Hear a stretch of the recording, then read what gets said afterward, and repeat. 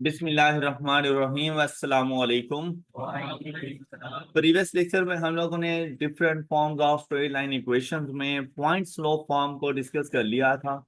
फिर हम लोगों ने इक्वेशन से स्लोप फाइंड करना, वाई इंटरसेप्ट की वैल्यूज को फाइंड करना, इस किस्म के काफी सारे प्रैक्टिस क्वेश्चन भी सॉल्व कर लिए थे।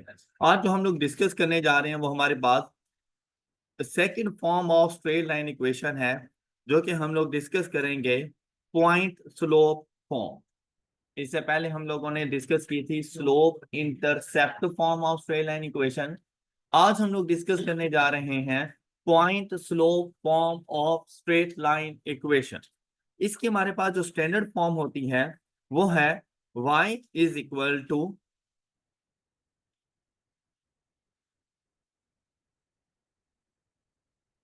Point slope form. The standard form is y is equal to m into x minus x1 plus y1। अब यहां पर भी अगर आप लोग देखें तो x से मुराद हमारा इंडिपेंडेंट वेरिएबल, y से मुराद डिपेंडेंट वेरिएबल, m से मुराद स्लोप ऑफ द इक्वेशन। जो x1 और y1 गिवन है वो बेसिकली जो पॉइंट गिवन होगा उसके कोऑर्डिनेट्स, जो भी पॉइंट साथ में गिवन होगा उसके कोऑर्डिनेट्स x1 एंड y1 होंगे। अब ये फॉर्म ऑफ इक्वेशन हम लोग उस टाइम पर यूज करेंगे जब हमारे पास कोई सा एक पॉइंट गिवन होगा और साथ में उस इक्वेशन का स्लोप गिवन होगा।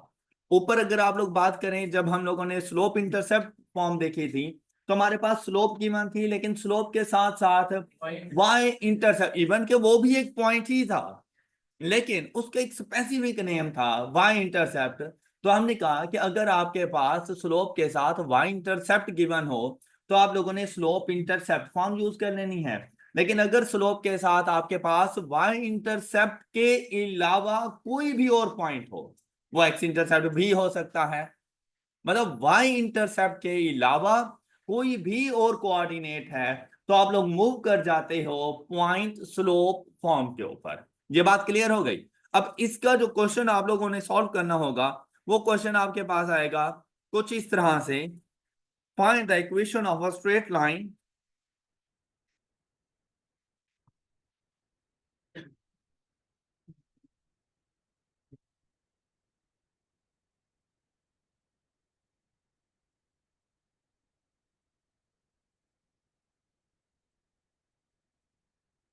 Having slope of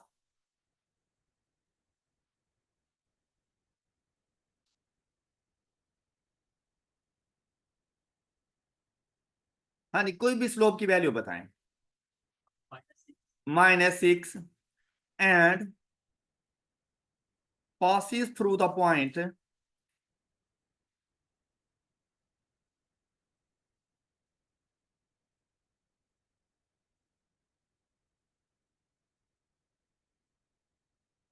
the point। अच्छा, कोई भी एक पॉइंट की वैल्यू बताएं, कोऑर्डिनेट्स बताएं, कोई भी एक पॉइंट जी। 5 2, चलो -2 कर देते हैं। ओके, मतलब कोई भी एक पॉइंट गिवन हो, साथ में स्लोप की वैल्यू गिवन हो और आप लोगों ने equation of a straight line find करनी हो, तो आप लोग कौन सी फॉर्म ऑफ इक्वेशन पर जाओगे? पॉइंट। अब आप खुद बताओ, क्या आप लोग यहाँ पे स्लोप इंटरसेप्ट फॉर्म पे जा सकते हो? नहीं जा सकते। क्यों? इंटरसेप्ट गिवन नहीं है। तो अब फर्स्ट मेथड तो अप्लाई नहीं होने वाला। Direct standard form of equation भी हम लोग यूज नहीं कर सकते इक्वेशन बनाने के लिए। तो अब हमारे पास एक ही रास्ता है और वो क्या है? Point slow form. अब देखें, जैसे ही हमारे पास ये वाला क्वेश्चन आया हम लोग देखेंगे हमारे पास पॉइंट स्लो फॉर्म क्या होती है, y is equal to m। अब m की वैल्यू क्या है तो जाके पुट कर देंगे -6 इंटू एक्स। ये याद रखिएगा कि x and y same same रहते हैं, उनको किसी वैल्यू से आप लोगों ने रिप्लेस नहीं करना। उसके बाद x, उसके बाद आता है -x1, x -x1 और x1 की वैल्यू क्या है 5। तो हम लोग पुट करेंगे माइनस प्लस y1। अब y1 की वैल्यू क्या है तो प्लस माइनस, तो हम लोग यहाँ पे पुट कर देंगे -2। अब ये आपकी इक्वेशन बन गई है। अब सिर्फ इसको जरा सॉल्व करना है हम लोगों ने। किस तरह से सॉल्व होगी? y is equal to -6x plus 30 -2। अब इसको मजीद सॉल्व करें। y is equal to -6x plus, ऐसा नहीं लग रहा जैसे पॉइंट स्लोप इंटरसेप्ट फॉर्म में कन्वर्ट हो चुकी है? अब देखो, स्लोप इंटरसेप्ट फॉर्म में दो चीजें पता चलती थी, कौन कौन सी? स्लोप ऑफ द इक्वेशन, वो तो पहले से ही पता था, कितना था? माइनस। तो देखो यहां पर भी वही -6 ही है, लेकिन अब साथ में किस चीज का पता चल गया? और y इंटरसेप्ट की वैल्यू क्या है? तो अगर आपसे कभी इसी तरह का डाटा देकर find the equation of a straight line ना कहे, आपसे कहे find the y intercept of a line, और आगे बिल्कुल सेम डाटा हो, having slope of -6 and passing through the point 5 and -2, तो ये कोई मुश्किल चीज नहीं है। तो आप लोगों ने इक्वेशन में पुट करना है और उस इक्वेशन को आप लोगों ने स्लोप इंटरसेप्ट फॉर्म में कन्वर्ट कर लेना है। वहां से आपको वैल्यू मिल जाएगी y इंटरसेप्ट की, विच इज इक्वल टू 28। अब अगर उसने इक्वेशन पूछी तो ये भी आपका आंसर हो सकता है, लेकिन ऐसा भी हो सकता है कि उसने रीअरेंज किया हुआ हो। तो रीअरेंज करके क्या लिखेगा यहां पर? 6x plus y is equal to 28, या फिर 6x plus y -28 is equal to. I hope कि सब बच्चों को बात क्लियर हो चुकी है। Any doubt? एक और क्वेश्चन करें? चले अब एक और क्वेश्चन करते हैं इसी से रेलिवेंट।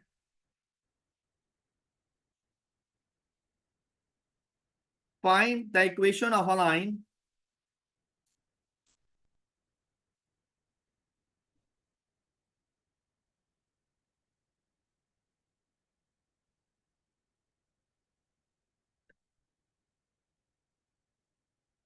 passes through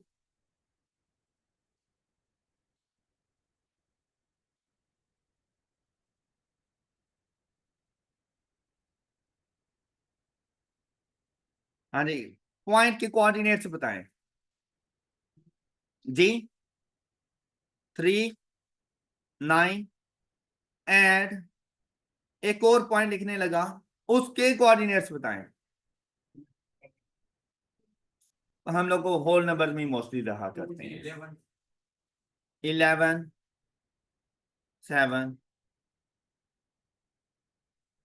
अगर पॉइंट्स में आ भी जाएगा तो बस वो जब वैल्यू जाके वैसे पुट कर दो, और बाद में सारा काम कैलकुलेटर नहीं करना होता है, वो कोई मुश्किल चीज नहीं है सच। और मोस्टली जो हमारे पास पॉइंट्स गिवन होते हैं ना, वो तकरीबन होल नंबर में होती हैं। बहुत कम ऐसे चांसेस हैं कि वो आपको किसी किस्म का कोई डेसिमल पॉइंट या फ्रैक्शनल बताए। बहुत, हाँ, पॉजिटिव नेगेटिव जरूर हो सकते हैं। इनके डेसिमल में आ भी जाए तो कोई ऐसी परेशानी वाली बात नहीं होती। हम फ्रैक्शन में कभी कभी लेकर आ जाते हैं। तो उसके लिए लास्ट लेक्चर में भी हम लोगों ने देखा था कि डिनोमिनेटर की जो भी वैल्यू होगी ना, पूरी इक्वेशन को ना उससे मल्टीप्लाई कर दो तो वो डिनोमिनेटर भी खत्म हो जाता है। तो वो अपनी बिल्कुल रनिंग इक्वेशन हमारे पास बन जाती है। क्लियर? अच्छा, अब यहां पर अगर आप लोग गौर करें ना, तो मैंने तो आपको स्लोप तो बताया ही नहीं है। मैंने तो आप लोगों को दोनों पॉइंट्स बता दिए, जबकि हम लोग पढ़ क्या रहे थे? Point slope form. तो अब ऐसी सिचुएशन में अगर दो पॉइंट्स गिवन हो, तब भी पॉइंट स्लोप फॉर्म ही यूज होती है। अगर दो पॉइंट्स गिवन है तो क्या इन दो पॉइंट्स की मदद से आप लोग स्लोप नहीं फाइंड कर सकते? तो बस एक स्टेप आपका बढ़ जाएगा। क्या आप लोगों ने पहले इन दोनों पॉइंट्स की मदद से स्लोप फाइंड करनी होगी, उसके बाद इन दोनों पॉइंट्स में से कोई सा भी एक पॉइंट पिक कर लेना। इक्वेशन का आंसर सेम होगा। वह आप में से कुछ पॉइंट ए को पिक करें तब भी आंसर सेम है, अगर बाकी लोग पॉइंट बी को पिक करें तब भी आंसर सेम, एंड रिजल्ट दोनों के सेम होंगे हमारे पास, क्योंकि दोनों एक ही इक्वेशन के पॉइंट्स हैं। तो उससे फर्क नहीं पड़ना कि हम लोगों ने पॉइंट्स कौन सा लेना है। अब सबसे पहला काम इन दोनों पॉइंट्स की मदद से स्लोप फाइंड करना, फिर एक पॉइंट आइडेंटिफाई कर लेना कि मैंने कौन से पॉइंट से जाके आंसर फाइंड करना है, और वो जाके इक्वेशन में पुट कर दो तो आपके पास आंसर आ जाएगा। ट्राई करो जरा, शाबाश। देखिए आपके पास आंसर क्या आ रहा है, जल्दी से ट्राई करें, शाबाश।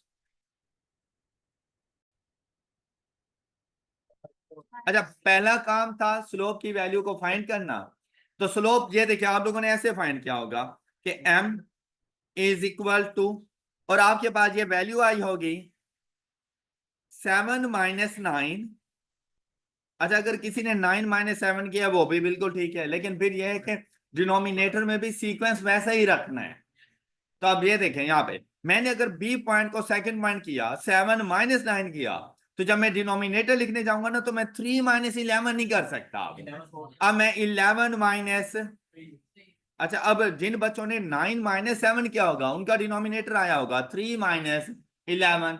जैसे ही आपने इसको जाके सॉल्व किया, तो आपके पास ये वैल्यू आ जाएगी -2 ओवर, मतलब -1 बाय, ये आपके पास आंसर। चाहो तो डेसिमल में भी कन्वर्ट कर सकते हो, लेकिन जरूरत नहीं होती डेसिमल में कन्वर्ट करने की। कोशिश की जाती है कि फ्रैक्शन में रहे, ताकि फ्रैक्शन को इजीली कन्वर्ट किया जा सकता है। तो आपके पास स्लोप की वैल्यू आ जाएगी -1/4। अच्छा, आप में से ना कुछ लोग पॉइंट ए के मुताबिक क्वेश्चन सॉल्व, मतलब आप में के साथ साथ जो भी बैठा हो ना, एक लड़का, एक स्टूडेंट पॉइंट ए के मुताबिक सोल्यूशन फाइंड करे, दूसरा पॉइंट बी के मुताबिक करेगा। ओके, आपस में डिसाइड कर लो कि कौन ए और बी के मुताबिक जा रही है। चलें, शाबाश। अब जरा इक्वेशन में पुट करें इसको। अच्छा, अब जब इस क्वेश्चन को हम लोगों ने सॉल्व करना था, मैंने आपसे कहा था डेसिमल्स में मत जाइएगा, क्वेश्चन को सॉल्व करना मुश्किल हो जाता है, आप फ्रैक्शन में ही रहिएगा। अब जैसे ही आप लोगों ने देखा, सपोज मुझे बताया मैं कौन सा पॉइंट पिक करूं इन दोनों में से। ए, चले ए के साथ करते हैं, दोनों में से कोई भी कर लो, कोई फर्क नहीं पड़ता। अब देखिए आंसर क्या आएगा, y is equal to m की वैल्यू 1/4 इंटू x माइनस 3 + 9। किसी को एतराज? अच्छा, जैसे ही इधर पहुंचो ना, यहां पर आप लोगों ने मिस्टेक करना शुरू कर दी थी, मतलब आपने ये लाइन ठीक लिख ली थी, उसके बाद आपको नहीं पता था कि आपने क्या कुछ करना है।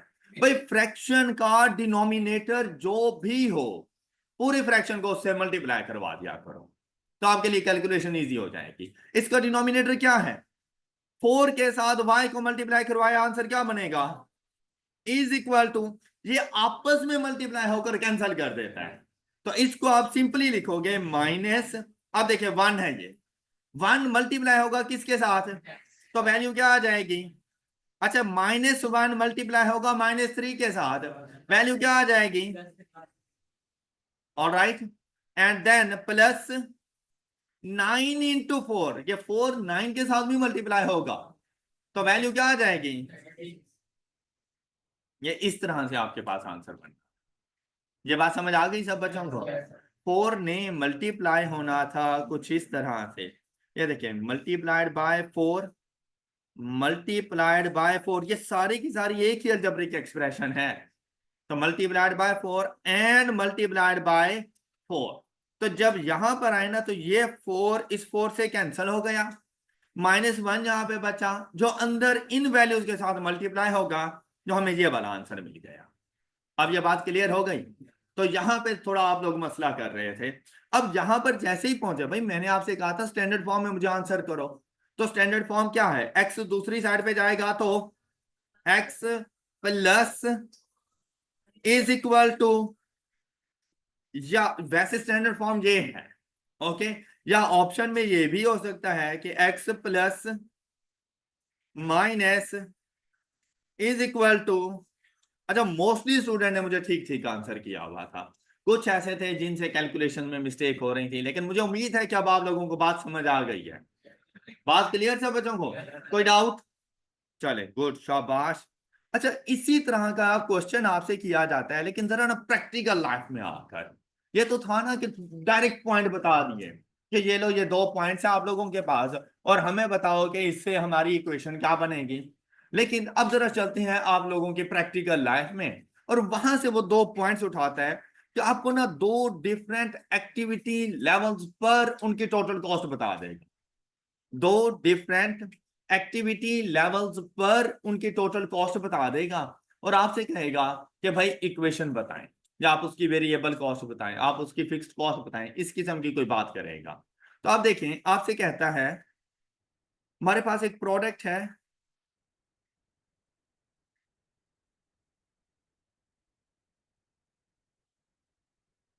प्रोडक्ट है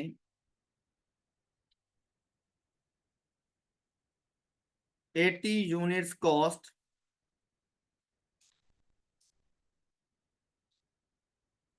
is rupees 1000, while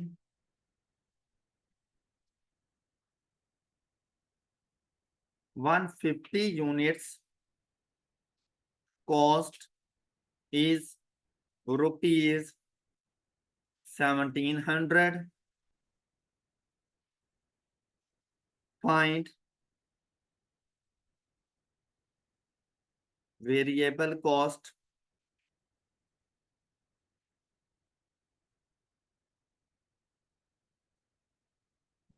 per unit. ये पहला ऑप्शन था। Second, fixed cost.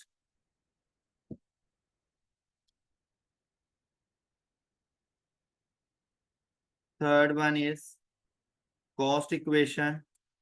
मतलब डाटा इसी तरह का होगा कुछ, लेकिन उसके नीचे जो ऑप्शन में जो रिक्वायरमेंट्स होंगी इनमें से कोई सी भी एक रिक्वायरमेंट हो सकती है।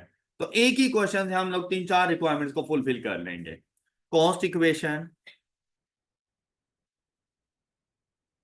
द कॉस्ट ऑफ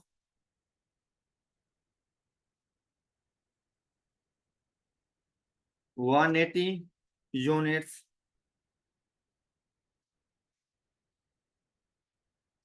ये इसमें से कुछ ना कुछ रिक्वायरमेंट्स हो सकती हैं। अब देखिए, दो डिफरेंट एक्टिविटी लेवल्स। कौन कौन से एक्टिविटी लेवल्स? 80 एंड 150, ये दोनों डिफरेंट एक्टिविटी लेवल्स हैं।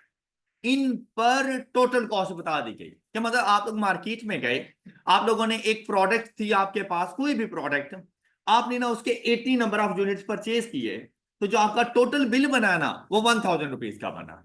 आपने 1000 रुपीज उसको पे कर दिए। लेकिन जब आप लोग गए और आप लोगों ने 150 नंबर ऑफ यूनिट्स परचेज किए, तो आप लोगों का जो टोटल बिल बना था वो 1700 का बना था। अब हमारी कॉस्ट के अंदर ना कुछ होती है वेरिएबल कॉस्ट, कुछ होती है फिक्स्ड कॉस्ट। वेरिएबल कॉस्ट क्या होती है? जो टाइम टू टाइम चेंज हो रही हो। टाइम टू टाइम नहीं, बेसिकली यहां पर हम लोग बात करते हैं जो यूनिट्स पर डिपेंड करती हो। जैसा कि आप लोग जाएं, आपने एक पेन परचेज करना है, एक पेन मिलता है आपको 20 रुपए का। 2 पेन लेने जाओगे तो क्या 20 रुपए दोगे उसे? अगर 5 पेन लेने जाओगे तो क्या 20 रुपए दोगे उसे? तो देखो, नंबर ऑफ यूनिट्स पर डिपेंड कर रहा है। Number of unit multiplied by 20 is equal to total cost आपके पास बन रही है। Am I right? अच्छा, अब सपोज करते हैं कि आपके ने एक बुक लेनी थी, क्यूएम की बुक परचेज करने के लिए आप चले गए बुक शॉप जो मार्केट वगैरह है वहां पर। एक बुक आपको मिल रही है 500 रुपए की। आप लोग बुक लेने के लिए गए, मार्केट जहां से थोड़ी दूर थी, तो आप अपनी बाइक पे चले गए। वहां पर बाइक में आने जाने का जो पेट्रोल लग गया ना, वो 100 रुपए का पेट्रोल लग गया। आप एक बुक परचेज करके ले आए, आपको एक बुक कितने की पड़ी? एक बुक के मतलब 500 रुपए आपने उस शॉपकीपर को दिए उस बुक के। 100 रुपीज आपके आने जाने का एक्सपेंस हो गए। आप जहां पे बुक लेकर आए, मैं आपसे कहूं कि भाई कितने के लिए है, आप मुझे क्या कहेंगे? सर 500 रुपए की। अच्छा चलिए, आप वहां सप्लायर को देकर आए थे 500 रुपए, मैं आपको 550 रुपए देता हूं, क्या मुझे बुक दोगे? क्यों? बस यही बात मैं आपसे कर रहा था कि सिर्फ आपने वो वेरिएबल कॉस्ट नहीं देखनी। आपकी जो टोटल कॉस्ट होती है ना, उसमें वेरिएबल कॉस्ट और फिक्स्ड कॉस्ट दोनों शामिल होती हैं। ऑलराइट। अब अगर आप लोग 2 बुक्स लेकर आते हैं, तो क्या आपका बाइक कहता है चल भाई 200 रुपए का पेट्रोल डलवा, क्योंकि 2 बुक्स हैं। अच्छा, 5 बुक लेकर आते हैं तो बाइक कहता है भाई आज 500 का बुक, 500 का पेट्रोल डलवा, क्योंकि 5 बुक्स लेकर आ रहे हो। बोलो। तो देखो, क्या वो 100 रुपए फिक्स नहीं हो गया? अब क्या, अगर प्राइस बढ़ भी रही है तो किस वजह से बढ़ रही है? ड्यू टू वेरिएबल कॉस्ट, जो नंबर ऑफ यूनिट्स पे डिपेंड कर रही थी। जबकि बाइक पे आना जाना ये नंबर ऑफ यूनिट्स पे डिपेंड नहीं कर रहा था। चाहे आप कुछ ना भी लेकर आते हैं, तब भी 100 रुपए का पेट्रोल लगना था। अगर आप लोग कुछ बुक्स लेकर आ गए हैं, तब भी पेट्रोल 100 रुपए का ही लगेगा। बात समझ आ गई? अब ये जो आपको कॉस्ट बताई गई है ना 1000, इसमें वेरिएबल पोर्शन भी शामिल है और इसमें फिक्स्ड पोर्शन भी शामिल है, और दोनों मिलकर 1000 बना रहे हैं। इसी तरह से 1700 में भी वेरिएबल पोर्शन भी है और फिक्स पोर्शन भी शामिल है, वो भी मिलकर 1700 बना रहे हैं। अब हमने सबसे पहला काम क्या करना होता है कि इसमें से वेरिएबल पोर्शन को अलग करें और फिक्स पोर्शन को अलग करें। वेरिएबल पोर्शन को अलग करेंगे और फिक्स पोर्शन को अलग करेंगे और उसकी मदद से हम लोग बनाएंगे कॉस्ट इक्वेशन। और कॉस्ट इक्वेशन हमारे पास क्या होती है, आपने इसको पहले भी पढ़ा हुआ है। बेसिकली जो आप लोगों के पास slope intercept form of straight line equation है ना, यही आपकी कॉस्ट इक्वेशन है।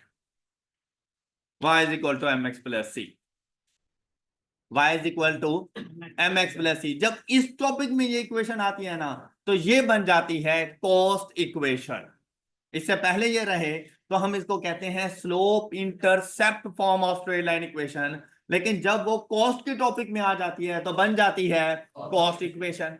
अब कॉस्ट इक्वेशन में देखें, x नंबर ऑफ यूनिट्स को डिपेंड करता है, x नंबर ऑफ यूनिट्स को डिपेंड करेगा, y टोटल कॉस्ट को रिप्रेजेंट कर रहा है। x नंबर ऑफ यूनिट्स को, y टोटल कॉस्ट को रिप्रेजेंट करेगा, m variable cost per unit को रिप्रेजेंट करता है और c फिक्स्ड कॉस्ट के लिए चला जाता है। अब इसके यहां पर नेम चेंज हो रहे हैं। वहां पर क्या था, dependent variable, independent variable, slope of the equation and y intercept, याद आया आप लोगों को। लेकिन जहां पर अब ये क्या बन जाएंगे, x रिप्रेजेंट करेगा number of units, y represent करेगा total cost,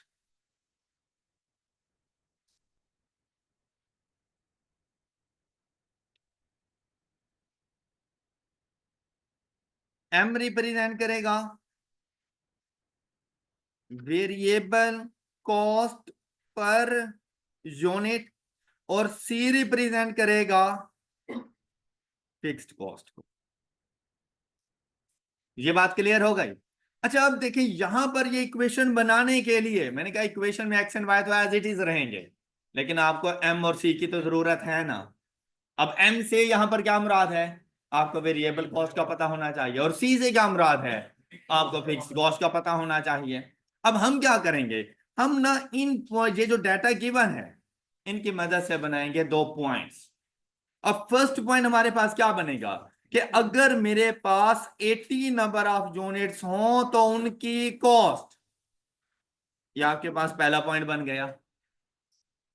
number of units को रिप्रेजेंट कर रहे हैं x से, कॉस्ट को रिप्रेजेंट कर रहे हैं y से, और पॉइंट में क्या लिखा जाता है x एंड y।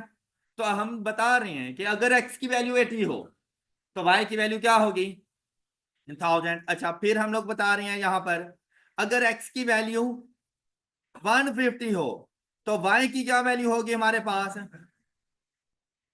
आपने जो डाटा गिवन हो उसकी मदद से ये दो पॉइंट्स बना लेंगे हैं। क्या इतना काम कर लोगे आप लोग, कोई मुश्किल किसी को। अच्छा फिर नेक्स्ट सुने जरा। अब जैसे ही दो पॉइंट्स मिल गए, इक्वेशन बनाने के लिए क्या आपको m की जरूरत नहीं है, और जब दो पॉइंट्स हो क्या आप लोग m नहीं फाइंड कर सकते, तो करो m की वैल्यू फाइंड। वही m की वैल्यू आपके पास आपकी वेरिएबल कॉस्ट बन जानी है। First part, variable cost per unit is equal to m, which is equal to 1700 minus 1000 divided by 150 minus 80, and the answer is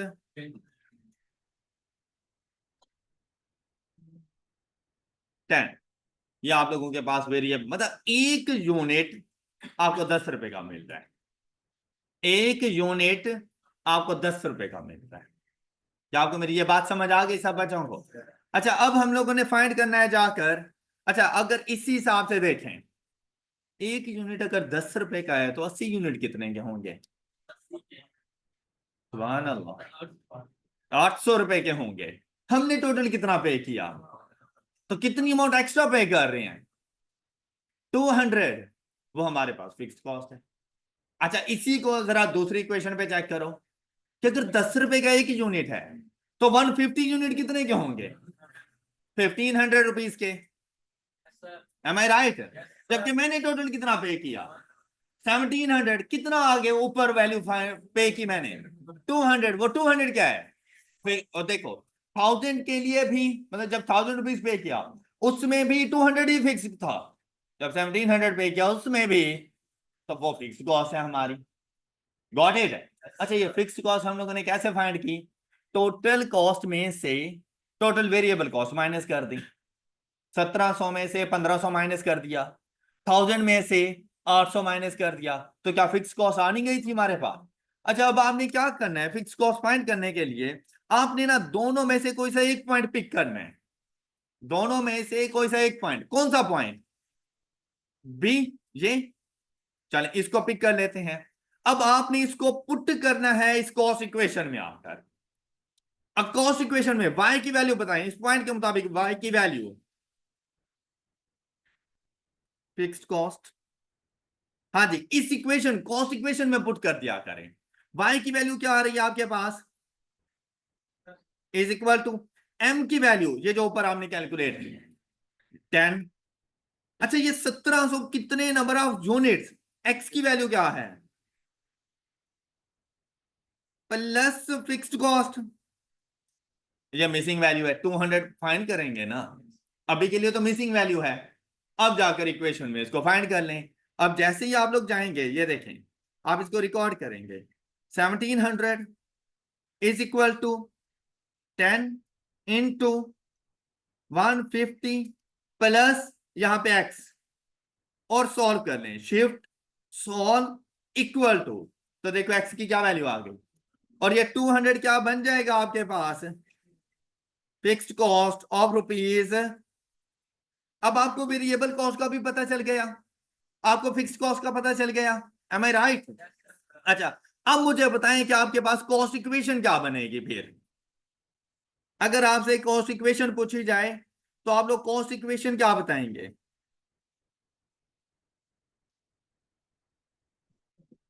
हाँ जी। अच्छा, अब इक्वेशन बनेगी y is equal to, m को रिप्लेस कर देंगे किससे? 10 से, और ये है variable cost per unit, m x plus fixed cost of rupees, ये आपकी कॉस्ट इक्वेशन बन गई। अब जब भी ये कॉस्ट इक्वेशन गिवन होगी, आप देखते ही पहचान जाओगे x के साथ वेरिएबल कॉस्ट पर यूनिट है, और ये जो y इंटरसेप्ट है बेसिकली कॉस्ट इक्वेशन में ये बन जाता है हमारा फिक्स्ड कॉस्ट। बात क्लियर? तो क्या अब आप मुझे बता सकते हो कि 180 यूनिट्स कितने में आएंगे?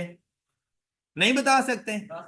बता सकते हो, बताओ कितने। अब जाओ कॉस्ट इक्वेशन में और जाकर वहां पर x को रिप्लेस कर दो, जितने नंबर ऑफ यूनिट्स वो आपको बता रही हैं, 10 इंटू, अब चाहे यहाँ पे 10 हो, 20 हो, 50 हो, 100 हो, 200 हो, जाके x को रिप्लेस कर दो, प्लस 200।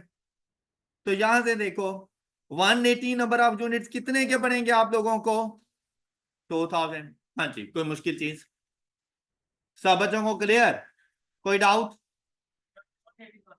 बेटा अपनी तरफ से लेकर आए हैं, क्वेश्चन में गिवन था, क्वेश्चन में गिवन होगा तो मतलब जो भी नंबर ऑफ यूनिट्स होंगे उन पर कॉस्ट पूछी जाए, आपने पहले कॉस्ट इक्वेशन फाइंड करनी है, एक्स को उन नंबर ऑफ यूनिट से रिप्लेस कर दें। बात क्लियर हो गई सब बच्चों को? किसी को कोई डाउट?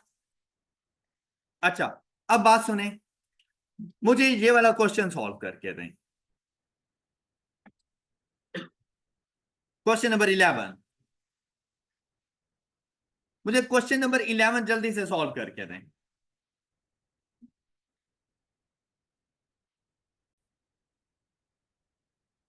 अब अगर आप लोग क्वेश्चन नंबर 11 देखें ना, तो यहां पर भी आपसे यही कह रहे हैं कि find the equation of a line passing through the point. अब आपको एक तो पॉइंट दे दिया, अच्छा पॉइंट के साथ आपको क्या चाहिए? स्लोप की वैल्यू चाहिए, इक्वेशन फाइंड हो जाएगी। आपको डायरेक्ट स्लोप की वैल्यू नहीं बताई, इनडायरेक्ट वे में लेके जा रहा है, और वो नॉलेज हम लोगों ने पहले से गेन किया हुआ है। आपसे क्या कहता है कि भाई मुझे एक ऐसी स्ट्रेट लाइन इक्वेशन चाहिए जो इस इक्वेशन की परपेंडिकुलर पे हो। ऑलराइट, तो जो इक्वेशन गिवन है आपने उसका स्लोप फाइंड कर लेना है। इसका स्लोप क्या होगा? शाबाश, ये इस गिवन इक्वेशन का स्लोप है। अगर आप यही स्लोप यूज करोगे तो फिर आपके इस इक्वेशन एक दूसरे के पैरेलल हो जाएंगे। पैरेलल लाइंस के स्लोप एक दूसरे के इक्वल होते हैं ना। जबकि परपेंडिकुलर लाइंस के लिए हम लोगों ने क्या कहा था कि स्लोप एक दूसरे के इनवर्स एंड। तो आप लोगों के पास ये पॉइंट है और ये स्लोप की वैल्यू है, और इन दोनों की मदद से जाकर आप लोगों ने इक्वेशन फाइंड करनी थी। मतलब आप लोगों को इनडायरेक्ट वे में स्लोप बताया। पहले जो हम लोग बात कर रहे थे उसमें स्लोप हम लोग डायरेक्ट बता रहे थे, लेकिन अब इनडायरेक्ट वे में क्या, उसे ना एक ही क्वेश्चन से पता चल जाता है। क्या आप लोगों को क्या ये वाला नॉलेज है कि इक्वेशंस के स्लोप परपेंडिकुलर लाइंस की सिचुएशन में क्या होंगे और पैरेलल लाइंस की सिचुएशन में क्या होंगे? तो जो इक्वेशन गिवन है उसका स्लोप फाइंड किया, तो उसकी परपेंडिकुलर लाइन का स्लोप क्या बनेगा? उसका इनवर्स एंड रेसिप्रोकल, और वैल्यू आ जाएगी आपके पास 4/3। अब आपने जाकर पुट कर देना था, ये देखें, y is equal to 4/3 into X plus 1, नहीं यहां पे -1, -1 +1। अब 3 के साथ सारी इक्वेशन को मल्टीप्लाई करवा दो। मैंने आपसे पहले का फ्रैक्शन हो तो आपने डेसिम, ये जो डिनोमिनेटर है उसके साथ मल्टीप्लाई करवा दो। वैल्यू क्या बनेगी? 3y इज इक्वल टू, अब इस इक्वेशन को 3 से मल्टीप्लाई करवाएंगे ना, इस अलजेब्रिक एक्सप्रेशन को, तो 3 से कैंसिल, बाकी बचेगा सिर्फ 4। 4 अंदर मल्टीप्लाई होगा तो वैल्यू आएगी x -4 प्लस 3 से मल्टीप्लाई होकर। ये बात समझ आई सब बच्चों को? नेक्स्ट देखें, अब इसको सिंप्लीफाई करते हैं। 4x -3y is equal to 1। ये आपके पास इक्वेशन बन गई। Any doubt? Any doubt? चले जल्दी से मुझे ये इक्वेशन सॉल्व करके दें। क्वेश्चन नंबर 10, क्वेश्चन नंबर 10 जल्दी से सॉल्व करके दें।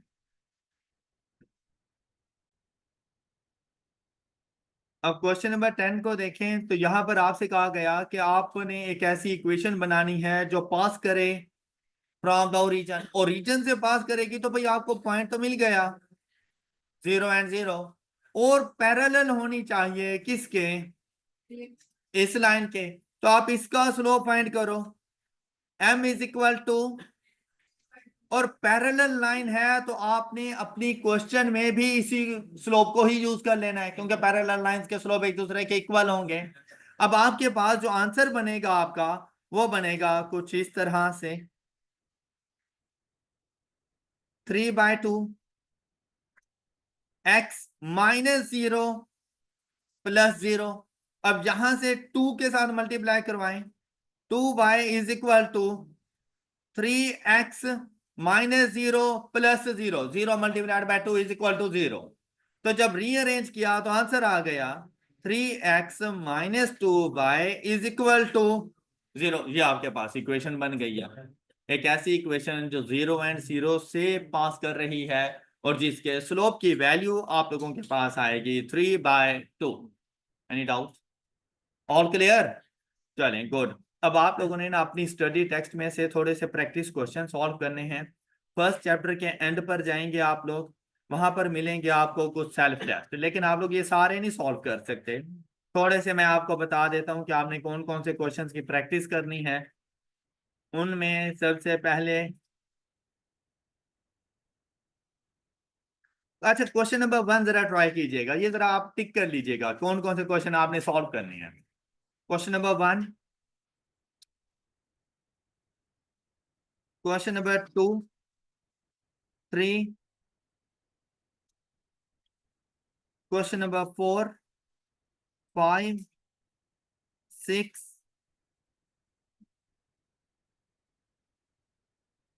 हाँ जी ये 7 करना है, 8 करना है, 9,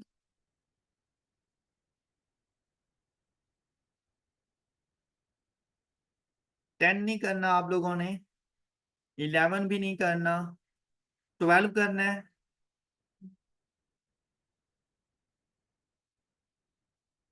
13 के बारे में जरा सोचिएगा, आप कर सकते हो। इसी तरह से 14, 15,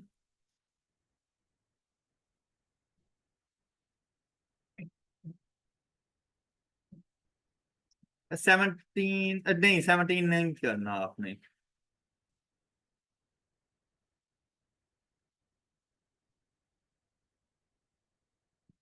कितने क्वेश्चन हो गए हैं जी?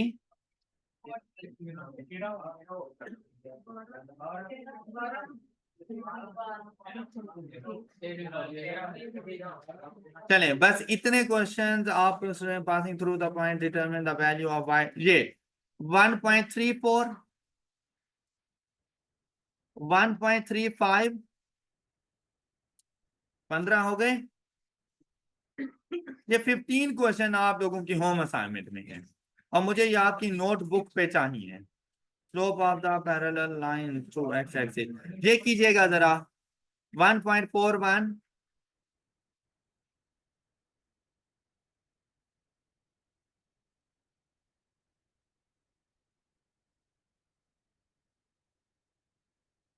एंड 1.42, इन टोटल 17 क्वेश्चन हो गए। ये एमसीक्यूज आपने सॉल्व करके आने हैं। That's all for today. अपना ख्याल रखिए। अल्लाह हाफिज।